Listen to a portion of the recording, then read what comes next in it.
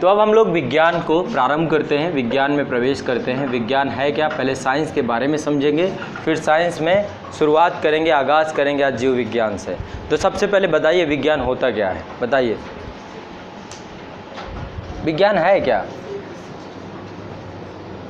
वही जो पूरी पुरानी 6वीं क्लास में पढ़ी थी कहानी, कुछ पढ़ा था, क्रमबद्ध अध्ययन, कुछ ऐसा कुछ पढ़ लिया था,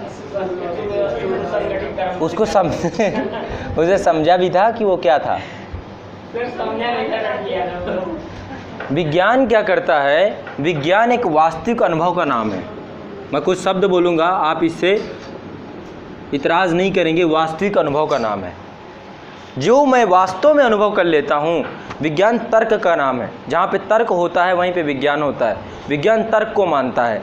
या फिर विज्ञान में प्रयोगशाला में प्रयोग किए जाते हैं और प्रयोग के बाद परीक्षण आता है, उसका ऑब्जर्वेशन रिपोर्ट आती है पूरी, और उस रिपोर्ट में आधारित जो तथ्य होते हैं उन तथ्यों का तार्किक अध्ययन करना विज्ञान होता है। समझ रहे हैं विज्ञान क्या है? विज्ञान वास्तविक अनुभव होते हैं जो प्रयोगों प्रेक्षणों के निष्कर्ष से निकले तथ्यों का तार्किक अध्ययन के परिणाम स्वरूप। ठीक है, तो लिख लीजिए।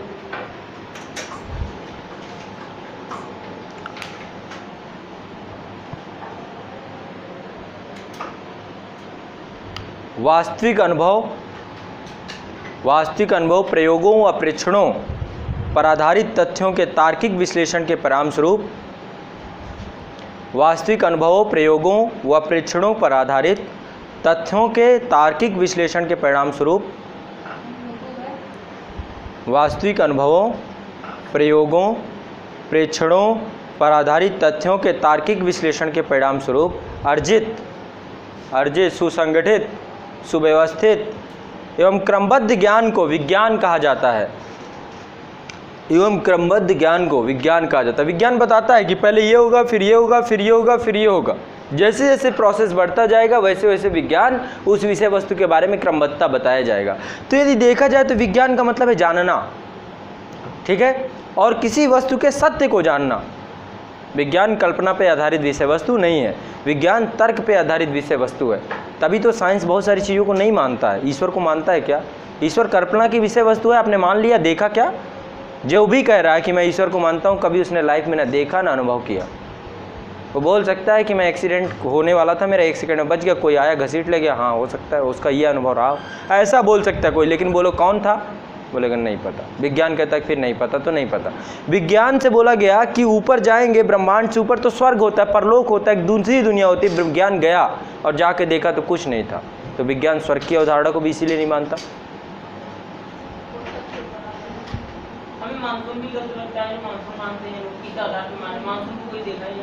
कौन मानसून की बात कर रहे हैं? जैसे हम मानसून के बाद साइंटिस्ट लोग माने। कौन से मानसून की बात करें पहले मुझे तो बताइए। मैं तो साइंस के थ्रू, ज्योग्राफी में मानसून नहीं पढ़ा है क्या? हाँ पढ़ा है तो है कि नहीं है? मानसून को नहीं देखा?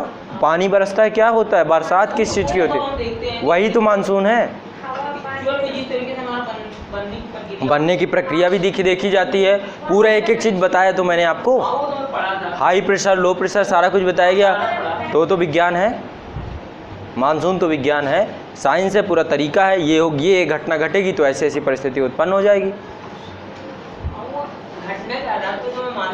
किस तरह देखना चाहते हैं? मानसून कोई आदमी हो, ये मानसून है,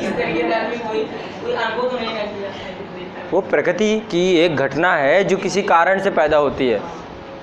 बिजली कड़कना प्रकृति की एक घटना है जो किसी कारण से होती है।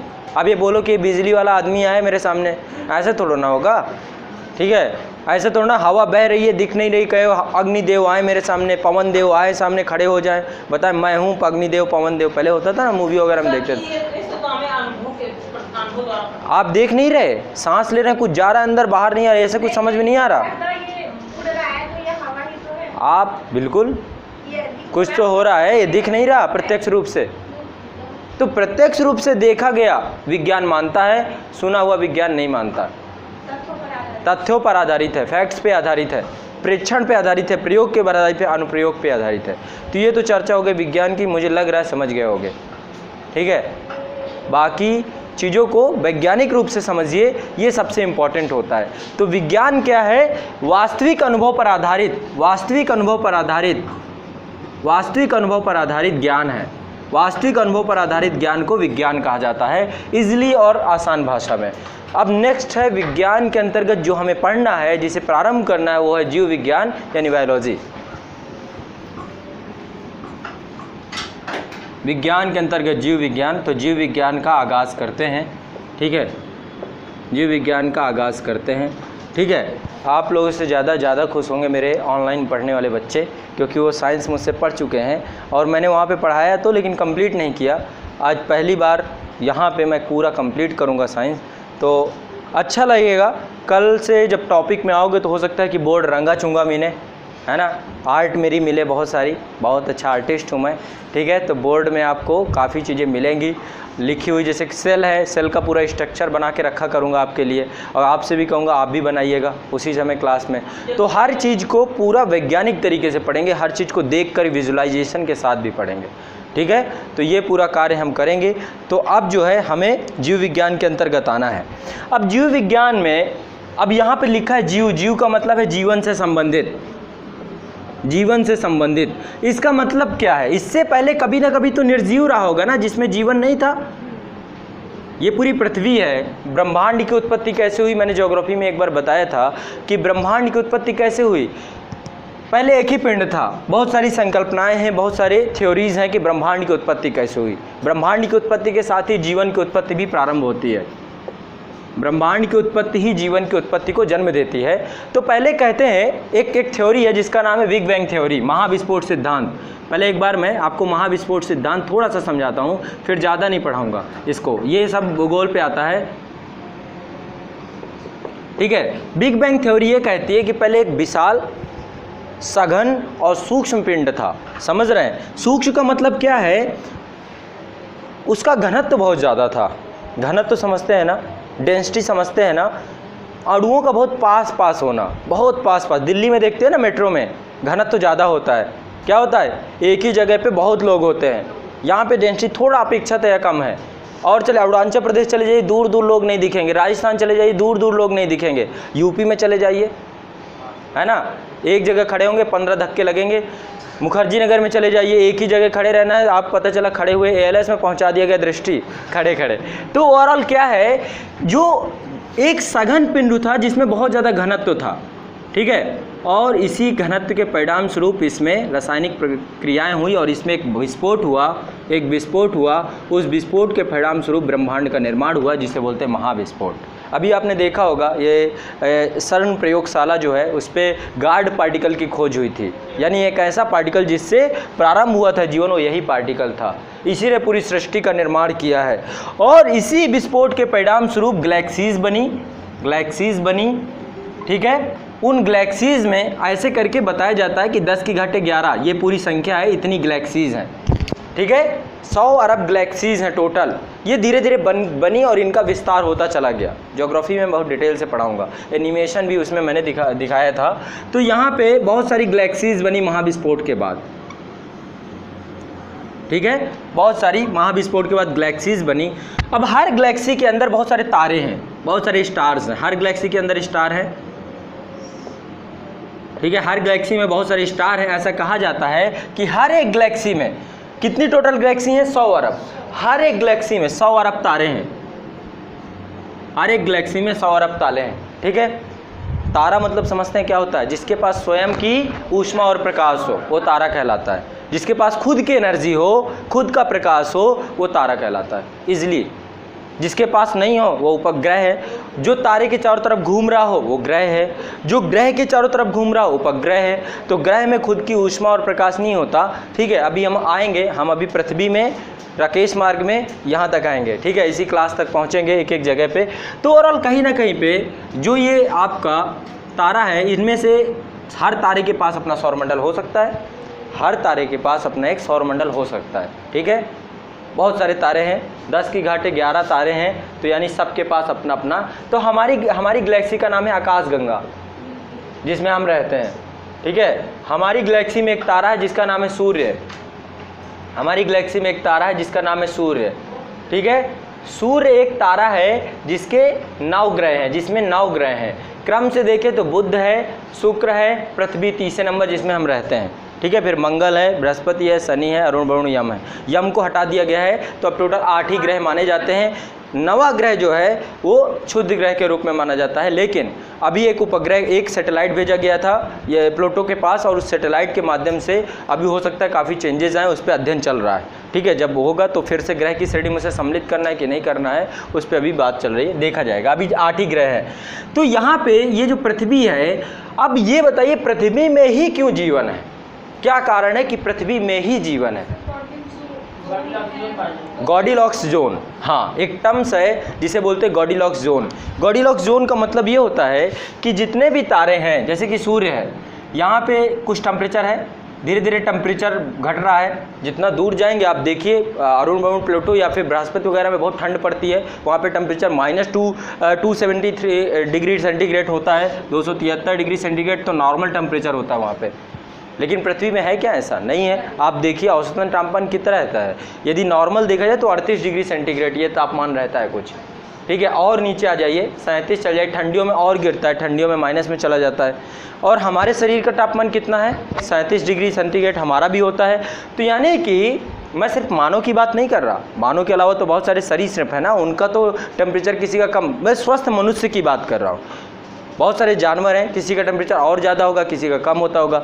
जैसे कि वो होता है आपका सांप। सांप जो है ठंडे रक्त का प्राणी होता है, उसको छुएंगे तो ठंडा ठंडा लगेगा। वो ठंडा ठंडा मतलब थोड़ा ना पानी से होके आया है, उसका ब्लड ही ठंडा होता है। उसे धूप में रख दीजिए तो भी ठंडा लगेगा आपको, उसका ब्लड ठंडा होता है। हमारा ब्लड गर्म होता है, हमारे खून में गर्मी होती है।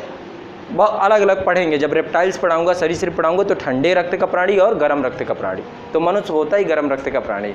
तो इसीलिए छोटी छोटी बात पे गुस्सा आता रहता है ना। तो यहाँ पे पृथ्वी जो है हमारी एक ऐसे क्षेत्र पे है जहाँ पे ये ऐसा टेम्परेचर है जो जीवन की उत्पत्ति के लिए सबसे ज़्यादा उपयुक्त है। समझ रहे हैं मेरी बात? जहाँ पे टेम्परेचर है, जहाँ पे वायुमंडल है। वायुमंडल बहुत इंपॉर्टेंट चीज़ होती है। ऐसे तो चंद्रमा भी तो है, यहीं पे बगली में तो है चंद्रमा, बगली में है, लेकिन चंद्रमा में वायुमंडल नहीं है। क्यों नहीं है वायुमंडल? चंद्रमा का गुरुत्वाकर्षण बल बहुत कम है, पृथ्वी के गुरुत्वाकर्षण बल का 1/6 है, जिसके कारण से चंद्रमा के पास गुरुत्वाकर्षण शक्ति का अभाव है कि अपने वायुमंडल को रोक के रख सके। आप चंद्रमा में जाओगे, एक बार उछलोगे, हो सकता है कि जैसे यहाँ उछलने में थोड़ा सा, अभी क्या होता है, उछलते हो धरती खींच लेती है तुरंत नीचे, गेंद को फेंकते हो धरती खींच लेती है अपने नीचे। या तो आपके पास इतनी पावर हो कि आप 1.2 क्या है किलोमीटर पर सेकंड की रफ्तार से भेज दीजिए। पलायन वेग, स्केप वेलोसिटी होनी चाहिए आपके पास, जैसे कि रॉकेट्स मिसाइल्स वगैरह भेजी जाती हैं, उनको स्केप वेलोसिटी दे दी जाती है और वो जो है पृथ्वी के गुरुत्वाकर्षण को पार कर जाती हैं, ठीक है। तो चंद्रमा में जाएंगे तो आपको बड़ा आसान लगेगा, बहुत ईजी लगेगा। या अंतरिक्ष में चले जाइए, ग्रेविटी मूवी आपने देखी होगी, ग्रेविटी में दिखाया जाता है अंतरिक्ष में क्या है, हर चीज़, जैसे वहाँ पानी के बूंद को आप छोड़ दीजिए तो वो तैरने लग जाएगा, हवा में उड़ने लग जाएगा। क्यों? है ही नहीं वहाँ पे इंसान भी। आप यदि अंतरिक्ष में जाएंगे तो अंतरिक्ष में बढ़िया आराम से पक्षी बन जाएंगे, पक्षी बन जाएंगे आराम से, खूब बढ़िया से, ठीक है। तो ओवरऑल कहीं ना कहीं पे गुरुत्वाकर्षण बल ने एक वायुमंडल को बांध के रखा, वायुमंडल को बांध के रखा। पृथ्वी का वायुमंडल देखिए कैसा वायुमंडल है पृथ्वी का, लेयर्स हैं, बहुत सारी परतें हैं, ठीक है। आप पृथ्वी से ऊपर जाइए, यहाँ पे क्षोभ मंडल है, ठीक है। क्षोभ मंडल में बहुत सारी क्या हो रही हैं, दिन प्रतिदिन की प्रक्रियाएं हो रही हैं, जैसे कि बादल का बनना, मौसम बदलना, आंधी तूफान आना, ठीक है। अभी इस क्षण क्या है, 2 मिनट बाद क्या बदल जाए। तो यहाँ पे क्या है, ये क्षोभ मंडल है, क्षोभ मंडल के ऊपर समताप मंडल है, समताप मंडल के ऊपर आयन मंडल है, फिर बहिर्मंडल है, इसके बाद बाहर का अंतरिक्ष है। तो अंतरिक्ष का हिस्सा ही है। तो इस वायुमंडल में बहुत सारी गैसों का मिश्रण है, ठीक है, जिसमें 78% क्या है, नाइट्रोजन है, 21% ऑक्सीजन है। इस ऑक्सीजन ने भी प्राण वायु के रूप में कार्य किया और मानव के जीवन का आधार दिया। 78% नाइट्रोजन ने पौधों को दिया। पौधे जो है, पौधों के विकास के लिए उनको तो चाहिए CO2, लेकिन उनके डेवलपमेंट के लिए नाइट्रोजन की एक महत्वपूर्ण भूमिका होती है। आप डालते हो ना NPK, एक रेशियो में डालते हो ना, नाइट्रोजन, पोटास और क्या डालते हैं NPK, पोटेशियम और के क्या है, फास्फेट, ठीक है। NPK का एक रेशियो होता है, कितना होता है 1:2:4, ठीक है। ये S2 पे जो है आप डालते हो, ये S2 रहता है। तो नाइट्रोजन जो है हमारे वायुमंडल में भी बहुत है। जैसे कि आप देखते हो ना, गेहूं की फसल होती है, ठीक है, उसके बाद हम दाल की फसल लेते हैं। दालों में क्या होता है, नाइट्रोजन की मात्रा को मिट्टी में बढ़ा दी जाती है, ठीक है। इसके बाद फसल चक्र होता है पूरा, ये सब कृषि के अंतर्गत आता है, अभी यहाँ पे मैं चर्चा नहीं करूँगा। तो ये ऑक्सीजन हमारे वायुमंडल में हमको मिल गई, एक टेम्परेचर मिल गया जिसने जीवन की उत्पत्ति को सार्थक स्वरूप प्रदान किया। इससे पृथ्वी में धीरे धीरे, पहले तो पृथ्वी आग का गोला ही था, ठीक है, गोला ही था। जब पृथ्वी सूर्य से पृथक हुई, सूर्य से पृथक होकर के पृथ्वी का निर्माण हुआ, तो शुरुआत में क्या हुआ, ये धीरे धीरे ठंडी हुई। ठंडी कैसे हुई, पृथ्वी में बहुत सारे ज्वालामुखी बन गए। उन ज्वालामुखियों में आप देखते हो ना, ज्वालामुखी से जलवाष्प बड़ी मात्रा में निकलती है। जलवाष्प ऊपर जाती थी, ऊपर जाके बादल बनते थे, बादल बन के फिर गिरते थे, छना छम छम छम, ये चलता रहा होगा बहुत साल तक। धीरे धीरे ठंडी हुई, एक औसतन टेम्परेचर आया इसका। अब वही टेम्परेचर है, सूर्य की गर्मी आती है, दिन में इसको गर्म कर देती है और रात में विकिरण हो जाता है, तो ठंडी हो जाती है, फिर बराबर हो जाती है। एक ऊष्मा बजट बन गया पृथ्वी का, ऊष्मा बजट बन गया। और जब ये ऊष्मा बजट बना, तो इसमें ऊष्मा बजट ने क्या किया, पृथ्वी के जीवन की उत्पत्ति के आधार प्रदान कर दिए और पृथ्वी में जीवन प्रारंभ हो गया। सबसे पहले कैसे लोग बने, जलीय जीव बने, जलीय में जलीय जीवों का जन्म हुआ। जीवन, जल से ही जीवन का प्रारंभ हुआ। आप अभी अपने घर पे क्या कीजिए, किसी एक बर्तन में पानी डाल के छोड़ दीजिए, कुछ समय बाद आप देखेंगे उसमें छोटे छोटे कीड़े मिल जाएंगे आपको, ठीक है। तो वहाँ पर जल में जीवों का, जलीय जीवों की उत्पत्ति हुई। इसके बाद लगातार जो है मानव का उद्भव हुआ, विकास हुआ, बहुत सारे पौधों का विकास हुआ। यही सब पढ़ना है हमें। थियोफ्रैक्टस के बारे में जानेंगे, अरस्तु के बारे में जानेंगे, क्योंकि इन लोगों ने इस पर ही अध्ययन किया, ठीक है। तो जीव विज्ञान जीवन से संबंधित है, जीवन की उत्पत्ति से संबंधित है, और जीवन की उत्पत्ति में जीवन में क्या क्या चीज़ें होनी है, उन सब चीज़ों के बारे में संबंधित है। इसमें दो के जीवन, जीवधारियों के जीवन और पौधों के जीवन, दोनों को समझेंगे। पौधों का जीवन कैसे बना, जीवधारियों का जीवन कैसे बना, जीवधारियों की मूलभूत इकाई क्या है, पौधों की मूलभूत इकाई क्या है। तो कोशिका के बारे में पढ़ेंगे, कोशिका को डिटेल से देखेंगे। तो हर एक चीज़ को हम बहुत क्लियरली देखते चले जाएंगे। अब जीव विज्ञान को मैं कुछ लिखवाऊंगा, तो लिखिए, शुरू कीजिए। जीव विज्ञान के बारे में वो क्वेश्चन जो आपको आते हैं। सबसे पहले जीव विज्ञान की परिभाषा, विज्ञान की वह शाखा, मैंने विज्ञान बता दिया, विज्ञान क्या है। विज्ञान मैंने बताया कि वास्तविक अनुभव है ना, जो प्रयोगों, प्रेक्षणों और तथ्यों के अध्ययन पे आधारित होता है, उसे विज्ञान कहते हैं। तो अब लिखिए जीव विज्ञान की परिभाषा, विज्ञान की वह शाखा जिसके अंतर्गत जीवधारियों का अध्ययन किया जाता है। विज्ञान की वह शाखा जिसके अंतर्गत जीवधारियों का अध्ययन किया जाता है, जीव विज्ञान कहलाती है। अब मोस्ट इम्पॉर्टेंट क्वेश्चन, एक 1802 में दो वैज्ञानिक थे, ठीक है। 1802 में, अभी लिखिएगा, अभी थोड़ा सा समझ लीजिए, ठीक है, अभी लिखवा देता हूँ। 1802 में दो वैज्ञानिक थे, एक का नाम था लैमार्क, नाम सुना होगा। 1802 में लैमार्क और ट्रेवेनियस, दो वैज्ञानिक थे जिन्होंने जीव विज्ञान शब्द का सबसे पहले प्रयोग किया, ठीक है। तो इस बात को भी लिख लीजिए, क्वेश्चन आता है। जीव विज्ञान शब्द का प्रयोग सर्वप्रथम लैमार्क तथा ट्रेविरेनस, ऐसे लिखेंगे, ट्रेविनेरस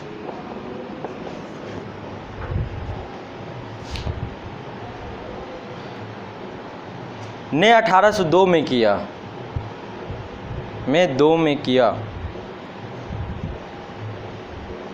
जीव विज्ञान दो ग्रीक शब्दों से मिलकर बना है। ये दो ग्रीक शब्द कौन कौन से हैं? पहला है, ठीक है, बायोलॉजी की बात करें तो दो शब्दों से मिलकर बना है। पहला शब्द क्या है, ये ग्रीक शब्द है, पहला है बायोस, दूसरा है लोगोस, ठीक है, बायोस और लोगोस, ठीक है। बायो और लॉजी ये दो अलग अलग शब्दों से बने हैं, बायोस और लोगोस से। बायोस का मतलब क्या होता है, लाइफ, बायोस का मतलब होता है लाइफ अर्थात जीवन। लोगोस का मतलब होता है स्टडी, मतलब क्या हुआ, जीवन का अध्ययन, ठीक है, जीवन का अध्ययन। इसकी बात करता है आपका बायोलॉजी, इसकी बात करता है, जीवन का अध्ययन करने की बात करता है बायोलॉजी। तो लिख लीजिए इसी बात को, आपने लिख भी लिया होगा। जीव विज्ञान या बायोलॉजी शब्द दो ग्रीक शब्दों से मिलकर बना है, बायोस अर्थात लाइफ, जीवन है ना, लोगोस अर्थात स्टडी यानी अध्ययन। अध्ययन की सुविधा की हेतु जीव विज्ञान को दो शाखाओं में विभाजित किया गया है। अध्ययन की सुविधा की दृष्टि से जीव विज्ञान को दो शाखाओं में विभाजित किया गया है। बताइए कौन सी दो शाखाएं? हाँ, बॉटनी एंड जूलॉजी, वनस्पति विज्ञान और जंतु विज्ञान। जूलॉजी, ठीक है, और आपका कौन सा है? बॉटनी।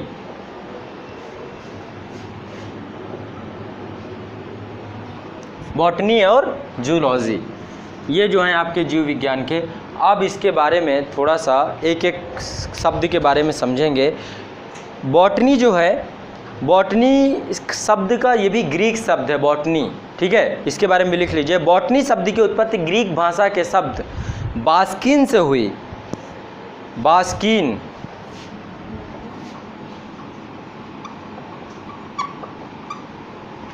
बॉटनी शब्द की उत्पत्ति ग्रीक भाषा के शब्द बास्किन से हुई, जिसका अर्थ होता है चरना। चरना बास्किन शब्द से हुई, बास्किन शब्द से हुई, जिसका अर्थ होता है चरना।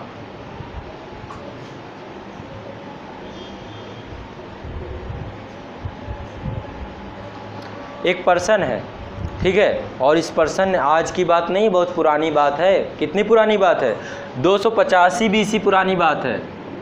285 बीसी, एडी बीसी सब जानते हो। इस समय भारत में किस वंश का शासन था? बताओ, इस समय भारत में किस वंश का शासन था? भारत के प्राचीन भारत इतिहास के सबसे महत्वपूर्ण वंश का शासन था। क्या नाम था? मौर्य वंश का शासन था। भारत में इस समय मौर्यन काल चल रहा था, मौर्यन ईरा चल रहा था। उसी टाइम पीरियड पे यूरोप में थियोफ्रैक्टस नामक व्यक्ति ने क्या किया? क्या किया? अध्ययन किया, पढ़ाई किया, पढ़ रहा था इस समय वो, और पढ़ते पढ़ते इतना पढ़ डाला कि 500 से ज़्यादा वनस्पतियों के नाम एक पुस्तक में दे दिए। उस पुस्तक का नाम हिस्टोरिका प्लांटरम, उस पुस्तक में दे दिया, और उस पुस्तक के नाम पे ही उसको वनस्पति विज्ञान का क्या बोल दिया गया? जनक बोल दिया। तो लिख लीजिए, इस बात को भी लिख लीजिए। थियोफ्रैक्टस ने 500 प्रकार के पौधों का वर्णन, थियोफ्रैक्टस ने 500 प्रकार के पौधों का वर्णन अपनी पुस्तक हिस्टोरिया प्लांटरम, पौधों का वर्णन, वनस्पति विज्ञान पढ़ रहे हैं तो पौधे ही होंगे। पौधों का वर्णन अपनी पुस्तक हिस्टोरिया प्लांटरम में किया। हिस्टोरिया प्लांटरम में किया। इन्हें वनस्पति विज्ञान का जनक कहा जाता है। इन्हें वनस्पति विज्ञान का जनक कहा जाता है, फादर ऑफ बॉटनी, है ना। कौन है? थियोफ्रैक्टस। याद रखिएगा, भूलिएगा नहीं, आया है ये क्वेश्चन, यूपीपीसीएस वाले पूछ देते हैं आए दिन, उनका मन करता है। तो एक और व्यक्ति था, और ये 384 बीसी से लेकर के 322 बीसी ये अवधि है, इतनी अवधि तक रहा। आप जानते हैं, एक व्यक्ति था जो भारत आया था टहलने घूमने, युद्ध करने, विश्व विजेता का सपना लेकर के। क्या नाम था? सिकंदर। सिकंदर के गुरु, नाम क्या था सिकंदर के गुरु का? अरस्तु। उसके बारे में चर्चा हो रही है। कब आया था सिकंदर भारत?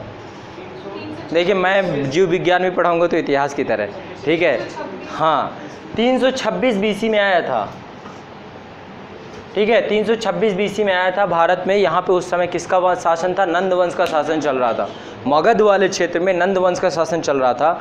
युद्ध लड़ा, जीता भी, जीत के ब्यास नदी के बाहर उसकी सेना नहीं आ पाई और वापस लौट गया, ठीक है। भारत में बितास्ता का युद्ध हुआ था, झेलम नदी के किनारे, पुरु और पोरस के बीच में। जहाँ पे डेट आएगी वहाँ पे मैं ऐसे इतिहास पढ़ाना शुरू कर दूँगा, ठीक है। यदि कोई भी तिथि आई कैसे भी करके, तो बायो नहीं लगेगी आपको ऐसा।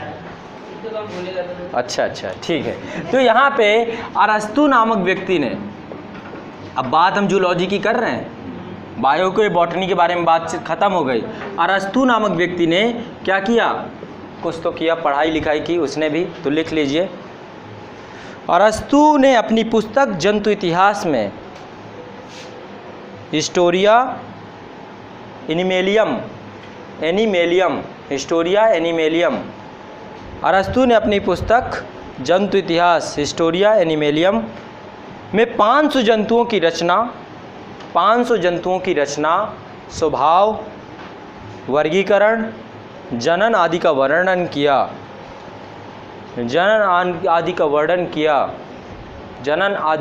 किया। अतः उन्हें जंतु विज्ञान का जनक, फादर ऑफ जूलॉजी की उपमा प्रदान की जाती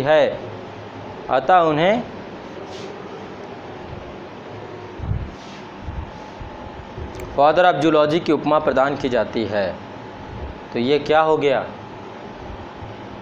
गया, सामान्य जानकारी हो गई कि जंतु विज्ञान को जनक कौन है और इसके जनक कौन है। यहाँ पे जंतुओं का अध्ययन होगा, यहाँ पे वनस्पतियों का अध्ययन होगा। इजली अभी तक कोई प्रॉब्लम नहीं, सब ठीक ठाक चल रहा है, ठीक है। दिमाग में कोई उलझन नहीं, कोई घबराहट नहीं, कोई बेचैनी नहीं, है ना।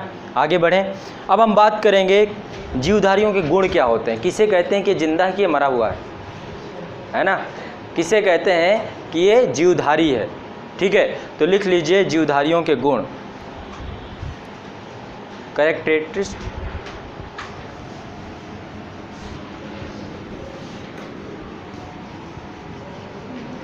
जीवधारियों के गुण बताइए, क्या क्या गुण होते हैं। पहले तो वो बोल सके, अच्छा, चल सके, सांस ले सके, चल सके, खाना खा सके, और अपने अपने काम की बात, श्वसन और प्रजनन कर सके, रिप्रोडक्शन कर सके, और हाँ ठीक है। तो लिखिए, आप जो भी जीवधारी देखेंगे, जितने भी, जैसे मैं खड़ा हूँ, है ना, जीवधारी हूँ, तो जितने भी जीवधारी देखेंगे, ये जितने भी जीवधारी हैं, ये कार्बन, हाइड्रोजन, ऑक्सीजन, इन्हीं सब तत्वों से मिलके बने हैं। और क्या है ना, इन्हीं सब तत्वों से मिलके बने, यही तत्वों में नहीं बने। जैसे कि हमारा जो इतिहास है, इतिहास में जो हमारा दर्शन है वो कहता है 5 तत्वों से शरीर मिलके बना है। कौन सा 5 तत्व हैं? अग्नि, जल, वायु, यही सब बताते हैं, ठीक है। 5 अंतरिक्ष और ये धरती, ऐसे करके 5 तत्व हैं। इन्हीं 5 तत्वों में ख़त्म हो जाना है। तो यहाँ पर जीवधारियों का रासायनिक विश्लेषण करें, जीवधारियों का रासायनिक विश्लेषण पढ़ें, तो हम पाते हैं कि हमारा शरीर कार्बन, हाइड्रोजन, ऑक्सीजन, इन्हीं सब तत्वों से बना। लिख लीजिए इधर। यदि किसी जीवधारी का रासायनिक विश्लेषण किया जाए तो, यदि किसी जीवधारी का रासायनिक विश्लेषण किया जाए तो हम पाएंगे कि यह कार्बन, हाइड्रोजन, ऑक्सीजन व नाइट्रोजन आदि उन्हीं तत्वों से बना है जो निर्जीव जगत में पाए जाते हैं। हाथों को दर्द दीजिए। विश्लेषण किया जाए तो हम पाएंगे कि यह carbon, hydrogen, oxygen, carbon. Processing धीमी हो रही है क्या? प्रोसेसर आपका जो है ना, अभी आ गया इंटेल का 8 पॉइंट कुछ कोर प्रोसेसर आया, चेंज कराइए। बात चाहती है, जाने के बाद थोड़ा धीमा प्रोसेस होता है। जितना तेज़ यहाँ प्रोसेसिंग होगा उतना तेज़ यहाँ से आउटपुट निकलेगा, ठीक है। तो इंटेल वाला जो है मार्केट में आ गया अपडेटेड वर्जन, उसे चेंज करा लीजिए। और कहाँ गए अनिल जी? प्रोसेसर चेंज कराना है आपको, ठीक है। आपका भी प्रोसेसर थोड़ा धीमा है। मानसून आपको विज्ञान लगता ही नहीं है। मानसून तभी विज्ञान मानेंगे जब आप देख लेंगे उसे कहाँ है। मतलब तो सारे फिजिकली तो ज्ञान है। हाँ, तो फिजिकली वही तो विज्ञान है। तो इसीलिए अब भी इंटेल का आ गया है कोर प्रोसेसर, उसे लगवा लीजिए। नहीं लैपटॉप घर पे हो तो निकाल के, ठीक है, डॉक्टर के पास जाइएगा कि सर इसे लगा दीजिए, मेरा वाला कमज़ोर हो गया है।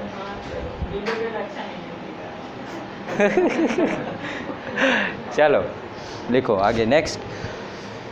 पाएंगे कि कार्बन, हाइड्रोजन, ऑक्सीजन व नाइट्रोजन आदि उन्हीं तत्वों से बना होता है जो निर्जीव जगत में पाए जाते हैं। आदि उन्हीं तत्वों से बना होता है जो निर्जीव जगत में पाए जाते हैं।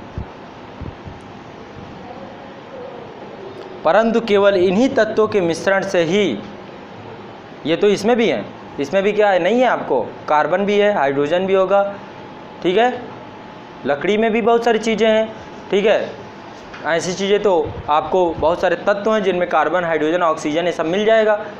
लेकिन क्या वो जिंदा होते हैं? क्या उन्हीं भर को बोलेंगे कि ये जीव हैं? नहीं ना। तो जीवधारी के क्या अलग कैटेगरी वो सारे हम देखेंगे। लिखिए, परंतु केवल इन्हीं तत्वों के मिश्रण से ही कोई जीवधारी नहीं बन जाता है, कोई अलग जीवधारी नहीं बन जाता है। वास्तव में सभी सजीवों में कुछ ऐसे विशिष्ट गुण होते हैं जो निर्जीवों में नहीं पाए जाते। वास्तव में सभी सजीवों में कुछ ऐसे विशिष्ट गुण होते हैं जो निर्जीवों में नहीं पाए जाते, जो निर्जीवों में नहीं पाए जाते। वास्तव में सभी सजीवों में कुछ ऐसे विशिष्ट गुण होते हैं जो निर्जीवों में नहीं पाए जाते हैं, जो निर्जीवों में नहीं पाए जाते हैं।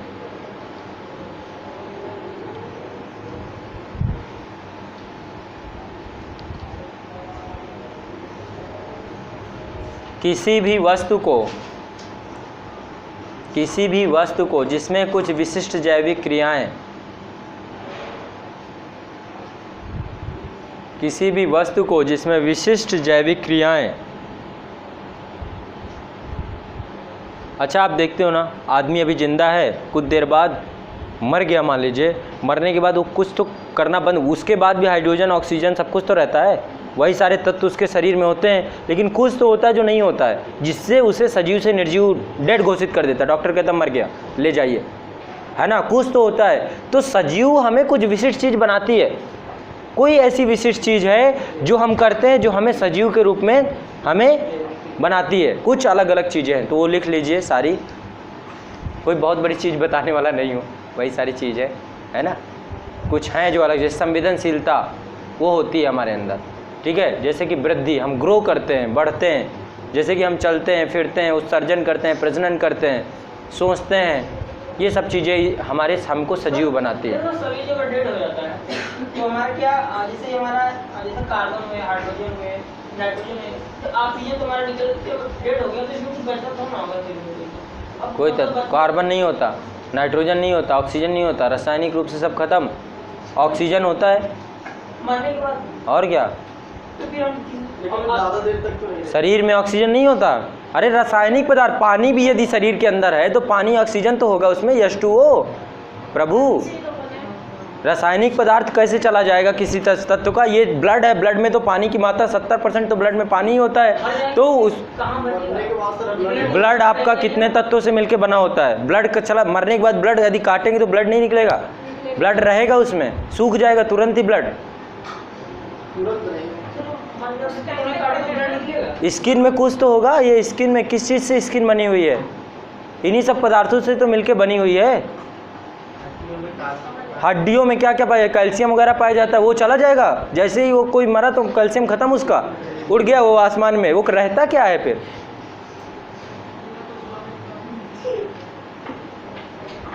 बताइए, ये हाल है। दांत चले जाते हैं, क्या सोचते हैं? बताए ना, आप प्रोसेसर चेंज कराइए, इधर उधर की बातें सोचते रहते हैं, बाकी और कुछ नहीं, जबकि विज्ञान से बीटेक हैं आप। ठीक है, चलिए। किसी भी वस्तु को जिसमें कुछ विशिष्ट जैविक क्रियाएं, किसी भी वस्तु को जिसमें विशिष्ट जैविक क्रियाएं जैसे वृद्धि, श्वसन, पोषण, प्रजनन आदि हों, सजीव कहते हैं, आदि हों सजीव कहते हैं।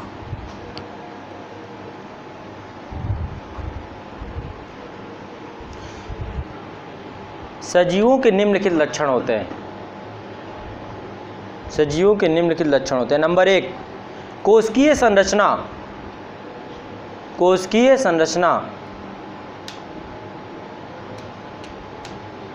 अब जैसे कि मैं आपको बताऊं, आप घर देखते हो, ये घर आपको दिख रहा है, एक बिल्डिंग दिख रही है, किससे बनी हुई है? एक छोटे छोटे ईंटों से बनी हुई है, एक ईंट के ऊपर दूसरा ईंट, ये पूरा शरीर देख रहे हो, ये छोटी छोटी कोशिकाओं से बना हुआ बस। ईंट की तरह है कोशिका। जैसे कि इस घर पे ईंट का महत्व है, वैसे इस शरीर में कोशिकाओं का महत्व है। एक एक कोशिका से मिलकर ये पूरा आपका शरीर बन गया है, ठीक है। एक एक कोशिका से मिलकर पूरा शरीर बन गया है। कोशिका क्या है? हमारे शरीर की सबसे सूक्ष्म रचनात्मक और कार्यात्मक इकाई है, ठीक है। हमारे शरीर की सबसे सूक्ष्म रचनात्मक, यानी हमें क्रिएटिव बना रही, वृद्धि करे। रचनात्मक का मतलब क्या है? कंस्ट्रक्ट हो रहा है, बॉडी बन रही है, रोज रोज रचना हो रही है हमारी, हर सेकंड में हमारी रचना हो रही है। हर सेकंड में हमारे बॉडी में अरबों सेल बनती हैं जो हमारे शरीर को ग्रो कर रही हैं, बढ़ा रही हैं, ठीक है। और कार्यात्मक, जो एक्टिविटी हम कर रहे हैं, क्या होता है? जो ऊर्जा विभाग है, ऊर्जा वो जो पावर मिनिस्ट्री आपके सेल में ही तो है, माइटोकॉन्ड्रिया, है ना। तो कार्य करने का एनर्जी भी कोशिका ही तो दे रही है, सेल में ही तो सब कुछ हो रहा है। जो भी कार्य हो रहा है, जो भी खाना खाते हो, कुछ भी करते हो, जो भी हो रहा है वो सब सेल में ही हो रहा है, सेल ही करती है। और सेल, एक एक सेल मजबूत हो जाए तो शरीर मजबूत हो जाएगा, और एक भी सेल गड़बड़ हुई तो कैंसर हो जाएगा, है ना। क्या होता है? सेल जब अनियंत्रित दर से बढ़ती है तो कैंसर जैसा रोग पैदा हो जाता है, ठीक है। तो लिख लीजिए कोशिका, कोशिकीय संरचना पहला लिखा था ना आपने, इसमें बस एक लाइन में लिख लीजिए, कोशिकाएं शरीर की रचनात्मक व कार्यात्मक इकाई हैं।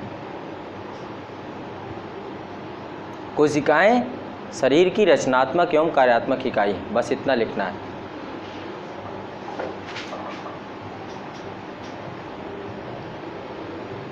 नेक्स्ट, जीव द्रव्य। जीव द्रव्य होता है कोशिका में, होता है ना प्रोटोप्लाज्म। आप कोशिका जब पढ़ाऊंगा तो कोशिका का जब स्ट्रक्चर पढ़ेंगे हम, जैसे कि ये कैसी कोशिका है, ये आपकी कैसी कोशिका है? ये जंतु कोशिका है कि वनस्पति कोशिका है? जब वनस्पति कोशिका होगी तो उसका स्ट्रक्चर कुछ ऐसे बनेगा। वो हमारा ट्राइगोनल होता है। ट्राइगोनल मतलब त्रिस्तरीय होता है। त्रिस्तरीय मतलब एक दो तीन। अरे सिंपल सी बात, एक में सेल वॉल होती है, एक में नहीं होती है, ठीक है। जो वनस्पति कोशिका होती है मजबूत होती है ना वनस्पति, जाइए पेड़ तोड़ने पता चलेगा। क्यों नहीं तोड़ते? क्योंकि सेल्यूलोज से बनी हुई क्या होती है? उसमें सेल वॉल होती है, बहुत मजबूती से जकड़े होती है। जंतु कोशिका में सेल वॉल नहीं होती है, सिर्फ क्या होती है? कोशिका झिल्ली होती है, ठीक है। इसके अंदर एक लिक्विड भरा होता है, यही है सब कुछ, यही है जीवन का मूल आधार। इसको बोलते हैं जीव द्रव्य, प्रोटोप्लाज्म, ठीक है। तो सजीव में दूसरा लक्षण है प्रोटोप्लाज्म, लिखिए जीव द्रव्य। यही है जीवन का मूलभूत अस्तित्व, इसके बिना जीवन अधूरा है, ठीक है। यही है जीवन का सब कुछ, सारे दुख दर्द इसी से होते हैं, ठीक है। तो लिख लीजिए, इसमें दो शब्द इसके लिखिए, जीवों के भौतिक आधारशिला। ये सभी जीवों का भौतिक आधारशिला है, यानी कि जीव द्रव्य को जीवन का भौतिक आधार कहा जाता है। जीव द्रव्य को जीवन का भौतिक, बाकी सब डिटेल में पढ़ाऊंगा जब मैं कोशिका विज्ञान पढ़ाऊंगा, ठीक है। कोशिका विज्ञान पढ़ेंगे तब थोड़ा डिटेल कर लेंगे उसको।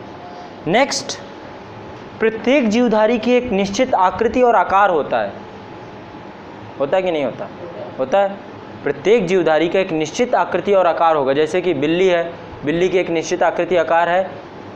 मनुष्य है, नाक कान गला सब फिट है, ऐसा नहीं कि गला इधर निकला हो या गला ऊपर लगा दिया गया हो, सर नीचे लगा दिया गया हो, ऐसा नहीं। किसी जीवधारी में हम फिक्स हैं, नीचे पैर रहेंगे, ऊपर हाथ हैं, ठीक है। इधर आंखें रहेंगी, ऐसे आँख नीचे लग जाए नाक चली जाए कहीं और, तो ओवरऑल कहीं ना कहीं सब फिक्स है, एक निश्चित आकार और आकृति होती है। तो ये भी जीवधारियों का लक्षण है, आकृति एवं आकार, शेप एंड साइज। निर्जीव के साथ कर सकते हो, ये डस्टर का इधर है, पता चला मैं इसको चाहूँ तो यहाँ पे लगा सकता हूँ, ऐसे करके भी मिटा सकता हूँ। इसमें निर्जीव के साथ कुछ भी कर सकते हैं। ये स्केच पेन है, इसको कैसे भी कर लो, बीच से खोलो, ऐसे करके खोलो, आपकी मर्जी, जैसा आप डिजाइन। इसीलिए तो देखते हो मोबाइल में आज पता नहीं कैमरा बीच में लगा है, पता चला पीछे लग गया, इधर लग गया, आगे 3-4 कैमरा लगा देते हैं, ठीक है। चाइना का मोबाइल आता था, उसमें देखते थे कि पूरे पीछे फ़ोन में स्पीकर ही होते हो, तो पूरा बुफर का काम करता था। तो आप कुछ भी कर सकते हो एज यू विश निर्जीवों के साथ, लेकिन सजीवों के साथ एक ढांचा होगा उनका। बिना ढांचे का ऐसा नहीं होगा कि कुछ भी उल्टा सुल्टा कर दो, ठीक है। तो इसमें आपको लिखना है, सभी जीवधारियों की अलग अलग विशिष्ट आकृति एवं आकार होते हैं। सबका अलग अलग होगा, कुत्ते का अलग, बिल्ली का अलग, सांप का अलग, है ना। सभी जीवधारियों का अलग अलग विशिष्ट आकृति एवं आकार होता है, उन्हीं के आधार पर उनकी पहचान की जाती है। वजह सब एक जैसे होते, बिल्ली एक जैसा, कुत्ता एक जैसा, तो बड़ा कंफ्यूज हो जाते कि बिल्ली कौन है, कुत्ता कौन है ना। सब अलग अलग हैं, उन्हीं के आधार पर इनकी पहचान होती है। अर्थात विविधता जीवधारियों का शाश्वत गुण है। विविधता जीवधारियों का शाश्वत गुण है। विविधता जीवधारियों का शाश्वत गुण है। और तेज, हाथ को और गति बढ़ाइए, ठीक है। प्रोसेसर चेंज हो गया, ठीक है। गति बोलो, एक आराम ना, वहाँ ये तोड़ना है यूपीएससी में कि बैठ के आराम से मिलेगा कि बेटा आराम से जमा कर देना, कोई जल्दीबाजी नहीं है, ठीक है, आराम से लिखो। वहाँ पे जब पता चला ना 4000 वर्ड लिखने 3 घंटे में, पसीना उल्टा बहेगा, ठीक है। इधर से पहले गिरता था ना, उधर से गिरेगा, कहेगा ये क्या हो रहा है आज, ठीक है। तो इसीलिए हाथ बिल्कुल मारिए, तूफान मेल बन जाए। इनका देखिए बढ़िया हाथ चलता है, हाथ भी चलता है। प्रोसेसर नंबर 1 का इस समय अपडेटेड प्रोसेसर है, आप ही की चर्चा हो रही है, ठीक है। चलिए आगे, नेक्स्ट है जीवधारियों का अगला गुण है श्वसन। श्वसन जानते ही हैं सब कुछ बोला जाए इसके बारे में कि नहीं बोला जाए। अब श्वसन में मैं ये लिखाऊंगा, ऑक्सीजन लेते हैं, कार्बन डाइऑक्साइड निकालते हैं, ठीक है। पेड़ों में क्या होता है, उल्टा होता है, यही होता है, सब करते हैं। कुत्ता भी ऑक्सीजन ही लेता है, ठीक है, ठीक है। नहीं, पेड़ों में भी फिक्स है। कहाँ से होती है पेड़ों की ऑक्सीजन, कहाँ से लेते हैं, कहाँ से श्वसन क्रिया करते हैं। पेड़ों की नाक कहाँ होती है, हाँ, पत्तियों में रंध्र होते हैं, उन रंध्रों के द्वारा वो श्वसन क्रिया करते हैं। अलग अलग कौन सा हिस्सा देखिए आप, कौन सी किताब पढ़ रही मुझे बता दीजिए, कम से कम मैं वो किताब नहीं पढ़ूंगा, ठीक है। नेक्स्ट है आपका प्रजनन। प्रजनन भी जानते हैं, कुछ लिखवाने की जरूरत नहीं है। वंश की वृद्धि करना, है ना, वंश वृद्धि का काम जो है प्रजनन के द्वारा कराया जाता है। जनसंख्या वृद्धि में योगदान देना, ये दिखाता है प्रजनन। नेक्स्ट है पोषण, ये भी बहुत इम्पोर्टेंट है। अब पोषण में मुझे बताने की ज़रूरत नहीं है कि हम जो है आश्रित लोग हैं। 2 तरीके के लोग होते हैं, एक होता है अपना भोजन खुद बनाते हैं, दूसरा इंतज़ार करते हैं कि कम से कम ये बनाएगा तो पक्का मिल जाएगा। घर में भी होते हैं स्वपोषी परपोषी लोग, है ना। माँ जो है बनाती है, बच्चे जो है आराम से इंतज़ार करते हैं, है ना। रूम में भी होता है, 4 दोस्त एक साथ रहते हैं तो यही होता है कि यार आज तू बना ले, ठीक है। रोज़ जैसे होता है चाय यही बनाएगा, 2 का फ़ोन आ जाता है कि भाई बना लेना, आज बाहर हूँ, थोड़ा लेट आऊँगा। आज छत पे है तो कहीं ना कहीं पे इस ब्रह्मांड की, इस सजीव जगत की बात करें तो पेड़ पौधे क्या होते हैं, प्रकाश संश्लेषण के द्वारा सूर्य के प्रकाश में प्रकाश संश्लेषण प्रक्रिया करते हैं। पर्णहरित क्लोरोफिल के द्वारा जो है वो क्या करते हैं, अपना भोजन स्वयं बनाते हैं, ठीक है। पूरी प्रक्रिया है, पढ़ाऊंगा। तो यहाँ पर हम कैसे हैं, हम उन पे आश्रित हैं, हम अपना भोजन खुद नहीं बनाते, हम परपोषित हैं। तो वो उत्पादक हैं, हम उपभोक्ता हैं। उत्पादन वो कर रहे हैं, उपभोक्ता हम बन गए हैं, ठीक है। तो एक गुण ये होता है, जानते हो आप, ज़्यादा समझाने लिखना हो लिख लीजिए। पौधे अपना भोजन प्रकाश संश्लेषण की विधि से बनाते हैं। पौधे अपना भोजन प्रकाश संश्लेषण की विधि से बनाते हैं, जबकि जंतु पौधों पर ही आश्रित रहते हैं। क्या बात है ना। जबकि जंतु पौधों पर ही आश्रित रहते हैं। नेक्स्ट है अनुकूलन। अनुकूलन ये क्या है, एडॉप्टेशन क्या है बताइए। अनुकूलन क्या होता है, पहले हमारे कभी पूछ हुआ करती थी, ढल जाना। जैसी परिस्थिति हो उसी परिस्थिति के अनुकूल ढल जाना, नहीं तो आप ख़त्म हो जाओगे, आप डिस्ट्रॉय हो जाओगे, आपका अस्तित्व समाप्त हो जाएगा, ठीक है। जो चीज़ की आवश्यकता हो उसे रखना, इसके बाद विलुप्त हो जानी बहुत। जैसे कि सांप के पैर चले गए तो उसकी ज़रूरत नहीं पड़ी। पहले कहते थे कि एक समय सांप के भी पाँव होते थे, जब पाँव थे तब कैसे भागता रहा होगा, तब तो पक्का लबाओ, अब तो काट के ही मानूंगा, ठीक है। बिना दांत, हाँ, पहले हमारे दांत, जैसे कि पहले हम मांसाहारी थे, तो मांसाहारी होने के कारण से हमें ऐसे दांतों की ज़रूरत पड़ती थी जो दांत चीड़-फाड़ करें, जैसे कि सबके पास चीड़-फाड़ करने वाले दांत। यहाँ पे देखिए 2 नुकीले दांत होंगे जिनको आप क्या बोलते हैं, कैनाइन। वो क्या करते हैं, वो आपका काम करते हैं, जैसे शेर होता है, शेर के 2 नुकीले दांत निकले होते हैं, जो डायन होती है उसके 2 नुकीले दांत निकले होते हैं। देखते हैं ना मूवी वगैरह में, चुड़ैल वगैरह, वो राक्षसनी जो होती हैं ऐसे करके निकाल देते हैं 2 दांत। तो वो दांत पहले आज भी हैं हमारे पास, लेकिन वो धीरे धीरे धीरे धीरे उनका स्वरूप छोटा हो गया और अब उनका उसका इस्तेमाल नहीं करते। भोजन को चीड़-फाड़ करने का काम होता है हमारा, लेकिन हम कच्चा मांस नहीं खाते, हम पका के मांस खाते हैं। पका के मांस, पहले जो जानवर कच्चा मांस खाते हैं उनको उस दांत की आवश्यकता पड़ती है, ठीक है। इसके बाद हमारे बॉडी के अंदर जब हम पहले कच्चा मांस खाते थे तो बहुत सारे, हाँ, अपेंडिक्स, ठीक है, हाँ, बहुत सारी चीज़ें हैं जो चली गई। पूंछ कहाँ गई? पूंछ भी थी हमारे पास, पहले पूंछ हुआ करती, पूंछ का काम बहुत होता है, संवेदनशीलता का काम करती थी, ठीक है। पेड़ों में लटकना होता था तो पूंछ से, है ना, तो पूंछ भी अब ख़त्म हो गई है, लेकिन अभी भी आप जो देखेंगे डॉक्टरों ने दिखाया है कि यहाँ पे कभी पूंछ हुआ करती थी। तो अनुकूलता, जैसे जैसे ज़रूरत पड़े हम उसी तरीके से अपने आप को बदल लेना, प्रकृति के अनुसार अपने आप को चेंज कर लेना, ये भी जीवधारियों का एक बड़ा गुण है। लिखवाने की जरूरत नहीं है, ठीक है। अनुकूलता समझ जाओगे, एडॉप्टेशन क्या है, ठीक है। चलिए नेक्स्ट है संवेदनशीलता, सेंसिटिविटी। सेंसिटिविटी, संवेदनशील होते हैं कि नहीं होते हैं? होते हैं हम। संवेदनशीलता ये भी है, शरीर में मैं कहीं पर पिन झुकाऊंगा तो आपको लगेगा कि कुछ दर्द हो रहा है, ठीक है। यदि मैं आपको हंसाऊंगा तो आप हंसोगे, यदि मैं आपको रुलाने का काम करूंगा, मूवी देखते देखते रो देते हैं ना आप, संवेदनशील होते हैं आप, इसलिए आपके अंदर समय वैसे इमोशंस आ जाते हैं। तो आप क्या एक संवेदनशील प्राणी हो, किसी के सुख में किसी के दुख में आपके मन में जो हार्मोन्स हैं वो बदलते रहते हैं और तंत्रिका तंत्र आपका कार्य करता रहता है, आपके दिमाग में मस्तिष्क पहुंचाता रहता है। लेकिन कुछ लोग होते हैं भाव शून्य लोग, कुछ लोग होते हैं सेम एक ही रहेंगे, उनको हंसाओ बोलो सेम बिल्कुल ऐसे करके देखेंगे जैसे क्या हो रहा है पता नहीं। वो सामने वाले को ऐसा घूरते हैं कि जैसे गलती पड़ गई हो कि भैया क्या हो गया, क्या गलती पड़ गई, ठीक है। कोई भाव नहीं आएगा चेहरे में, भाव शून्य आदमी, तो ऐसा नहीं होना चाहिए, ठीक है। इंटरव्यू वगैरह जब आप देते हो ना तो वहाँ पे बहुत सारी चीज़ें देखी जाती हैं, बीच बीच में हंसी का माहौल भी क्रिएट किया जाएगा, लेकिन उसमें देखा जाएगा कि आप बिल्कुल फॉर्मल बैठे हुए हो। नहीं ठहाका मारना शुरू कर दिया, बढ़िया मौका मिला हंसी लो अब, है ना, बाद में मिले ना मिले, ठीक है, हंसी लो। नहीं, एक सिंपल मुस्कुराहट होनी चाहिए चेहरे में, सामने वाले की बात में मज़ा आ रहा है मुस्कुरा दो। अब ये थोड़ा ना कि लग गए घर की तरह, अरे सर क्या बात कह दी, ताली देते हाई फाई करते, ऐसा नहीं, ठीक है। नेक्स्ट है उत्सर्जन। उत्सर्जन, ये जानते हो दिन भर बहुत सारा खाते पीते हो, खाना पीना छोड़िए, शरीर में बहुत सारे हानिकारक पदार्थ हैं जो पहुंचते हैं, उनको आप बाहर भी निकालते हो, ठीक है, पसीने के माध्यम से, है ना, या फिर वोमिटिंग हो जाती है, ठीक है। तो कहीं ना कहीं पे यूरिक एसिड जो होता है, यूरिक अम्ल होता है, टॉयलेट के माध्यम से बहुत सारी चीज़ें हम लोग उत्सर्जित कर देते हैं। ये भी जीवधारियों का एक गुण है, अच्छी चीज़ों को लेने के बाद उनको शरीर में ग्रहण करने के बाद उनको धीरे से बाहर कर देना, ये भी। इसके बाद एक होता है लाइफ साइकिल, जीवन चक्र होता है इनका।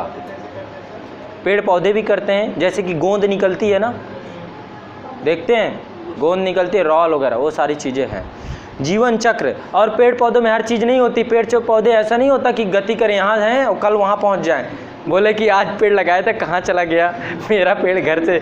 हर चीज़ वो गति हिलने के रूप में करते हैं, मोमेंटम करते हैं, बस हवा चलेगी मोमेंट करेंगे। ऐसा थोड़ा ना होगा कि आपकी तरह चल, आप पूछो कि सर वो चलते कहाँ हैं, तो हर क्रिया थोड़ा ना होगी, लेकिन उनमें मैक्सिमम चीज़ें पाई जाती हैं, ठीक है। जीवन चक्र, लाइफ साइकिल, इनमें क्या होती है, लाइफ साइकिल होती है। इसके बाद उपापचय, उपापचय, ठीक है, ये क्या है, मेटाबॉलिज्म, ठीक है।